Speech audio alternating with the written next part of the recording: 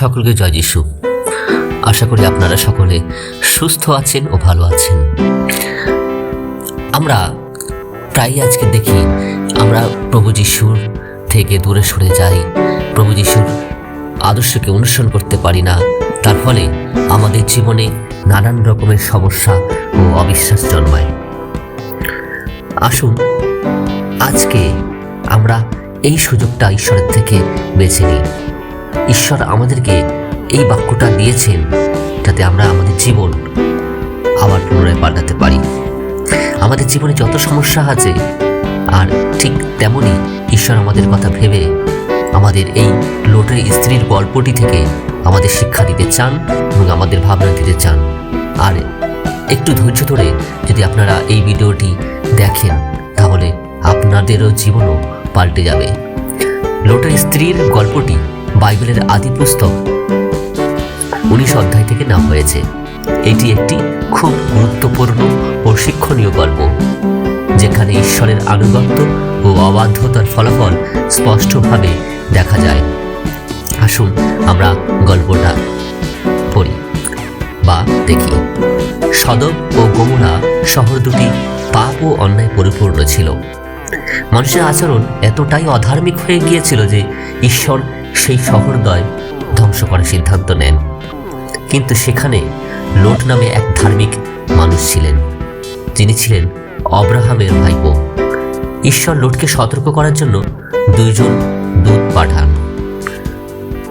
দূতেরা note ও তার পরিবারকে বলেন, তোমরা এই শহর থেকে পালাও, পিছনে ফিরে তাকিও না আর থেমো না, পাহাড়ের দিকে পালাও, নইলে তোমরা ধ্বংস হবে। লোট ও তার স্ত্রী ও 2 কন্যা শহর ছেড়ে পালাতে লাগলেন। ঈশ্বর সদম ও গমোরা শহরগুলিতে আগুন ও গন্ধ বর্ষণ করলেন। পুরো শহর ধ্বংস হয়ে গেল। কিন্তু তখনই লোটের স্ত্রী ঈশ্বরের আদেশ অমান্য করে পিছনে ফিরে তাকালেন, আর তিনি লবণের স্তম্ভে পরিণত হলেন। এ থেকে আমরা কি শিক্ষা পাই?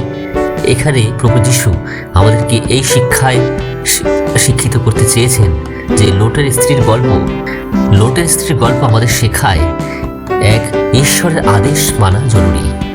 অবাধ্যতার ফল ভয়াবহ হতে পারে। 2, পিছনে তাকানো মানে পুরনো পাপময় জীবনে ফিরে যাওয়া, যা ধ্বংস ডেকে আনে।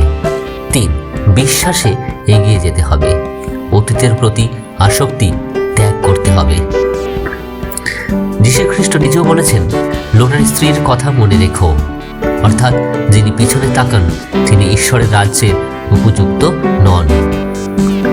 তাই আজকে আমরা প্রত্যেককে লোটের স্ত্রীর গল্প সম্বন্ধে আমরা জানলাম, এবং পিছনে ফিরে প্রভু যিশুর কথা যদি আমরা না অনুসরণ করি, পিছনে তাকাই, তাহলে আমাদের জীবনও লোটের স্ত্রীর মতন ধ্বংস হবে। এবং আসুন আমরা প্রার্থনা করি।